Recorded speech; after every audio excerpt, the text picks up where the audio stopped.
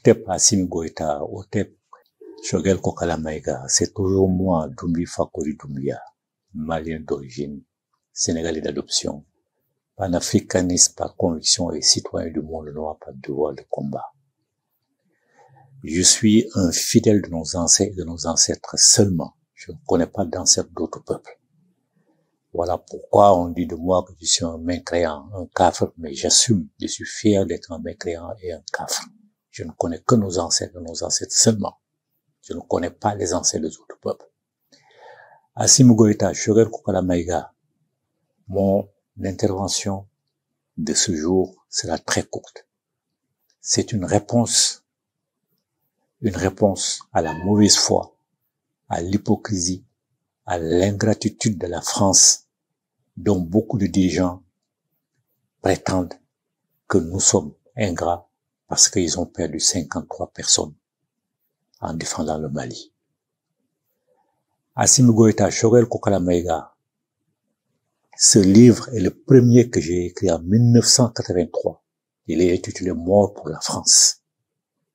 Dans ce livre, j'explique l'étendue de la dette de sang que la France nous doit.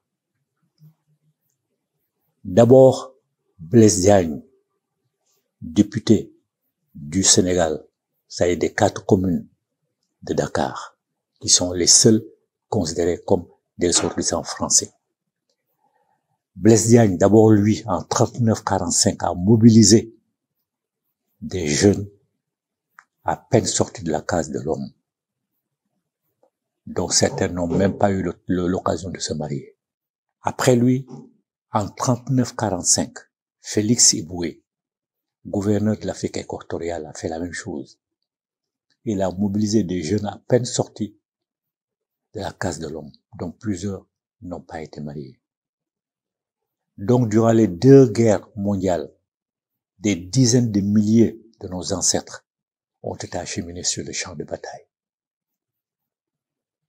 Ils n'ont pas offert leur vie, ils ont sacrifié leur vie pour la France coloniale, la France impérialiste, hyper dominée par l'Allemagne.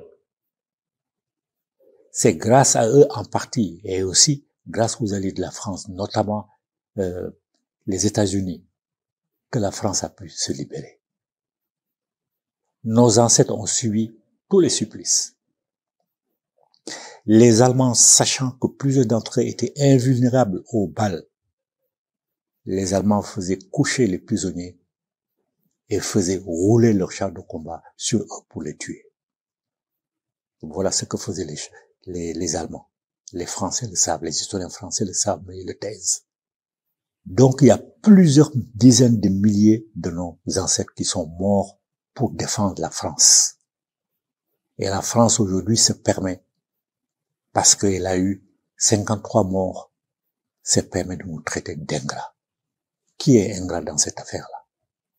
Par ailleurs, après la Deuxième Guerre mondiale, quand elle a pris fin et que la France a été libérée, grâce aux tirailleurs, donc, qui ont été acheminés de l'Afrique jusque sur tous les fronts de bataille, quand la France a été libérée, la colonne Leclerc, qui était le nom de la colonne qui est partie d'Afrique jusque en Europe pour défendre la France impérialiste, la France coloniale. La colonne Leclerc, constituée essentiellement de Noirs, a été bloquée aux portes de Paris pour que les Parisiens ne voient pas que les Noirs ont contribué à la libération de Paris. Et qui ose parler? Qui ose ingrat? Qui est ingrat par rapport à l'autre? Qui est de mauvaise foi par rapport à l'autre? Vous avez bien fait de ne pas les écouter, mais Assimi Goïta, Choguel Kokala Maïga, et surtout notre ministre Abdoulaye Diop, la diplomatie est une bonne chose, mais il y a des moments où la diplomatie doit céder la place au langage de la rue. Même sans être vulgaire, ce langage de la rue est un langage de vérité. Il faut, à certains moments, si vous n'êtes pas capable de le faire, il faut dire à certains journalistes maliens, à certains hommes politiques maliens, à certains historiens maliens, de détailler la vérité sur la table. C'est la France qui est ingrate. Sans nos ancêtres, et la France n'aurait jamais été libre. Elle aurait été, elle serait restée sous le joug des Allemands nazis. Donc, je sais que vous savez que ces gens-là ne disent pas la vérité. Mais à cause de votre langage soft, qui ne veut blesser personne parce qu'il est diplomatique, beaucoup de gens ne peuvent pas relever cette vérité-là. Beaucoup de gens ne le savent pas. Il y a d'autres historiens certainement qui en ont parlé, mais ce livre est un livre de référence. Vous avez vu, elle a 2 couvertures, parce qu'à force d'être réimprimé, l'éditeur a changé de couverture. Ou un autre éditeur l'a prise en charge et a changé de couverture. Beaucoup de gens ne connaissent pas cette vérité-là. Alors vous avez bien fait de balayer leurs accusations ridicules. Mais malheureusement, vous n'êtes pas allé assez loin parce que vous ne voulez pas être aussi vulgaire que vous ne voulez pas étaler certaines choses sur la place publique et ce qu'ils font, donc vous devez le faire. Vous trouvez des historiens maliens, il y en a, qui sont compétents, honnêtes.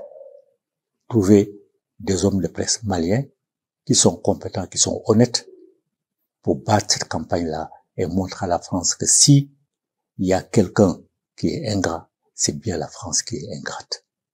Parce que c'est nous qui l'avons aidé à se libérer, sinon il ne serait jamais libéré. Tout le monde connaît l'histoire de la colonne de Clerc. Partie d'Afrique jusqu'aux portes de Paris. Elle a participé à toutes les batailles, ou presque. Nous avons perdu des dizaines de milliers de morts. Et ça n'a pas suffi à la France. L'épisode de Thiaroye est encore gravé dans les mémoires. Lorsque nos ancêtres ont été rapatriés pour avoir fait leur job à Thiaroye au Sénégal, ils ont revendiqué leur prime de guerre. Ils ont revendiqué tout ce qu'on leur devait pour les années passées sur les champs de bataille. Qu'est-ce que la France a fait? La France les a fusillés, carrément, des dizaines de morts. Et jetés dans les fosses communes jusqu'à présent, leurs descendants ne savent pas où se trouve le corps de leurs ancêtres morts, jusqu'à présent.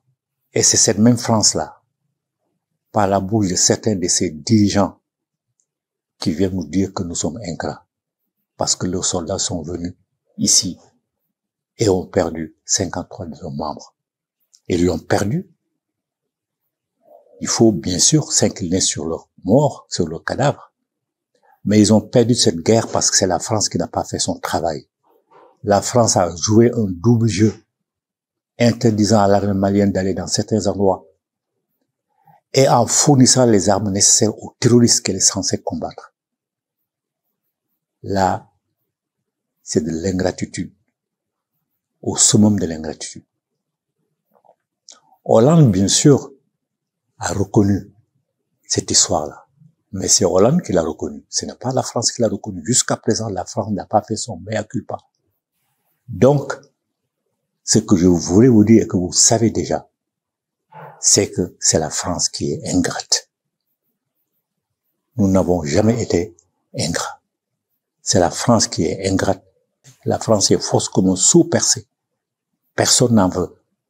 Alors elle vient raconter des histoires pour essayer de vous culpabiliser. Laissez-la parler. Laissez ces dirigeants qui jouent le jeu de la supériorité de race ridicule, qui nous rendent ce que les Allemands leur ont rendu, par les Allemands les considéraient comme des races inférieures. Eux nous considèrent comme des races inférieures. Il faut relever ce défi-là.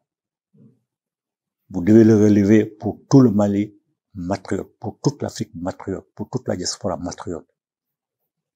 Si vos conseillers suivent les réseaux sociaux, ils voient que toute l'Afrique est derrière vous. Toute la diaspora est derrière vous. Alors ne les décevez pas. Continuez de tenir le langage diplomatique, le langage soft de la diplomatie. Mais par moments, il faut sortir de ces sentiers battus et tenir le langage de la rue.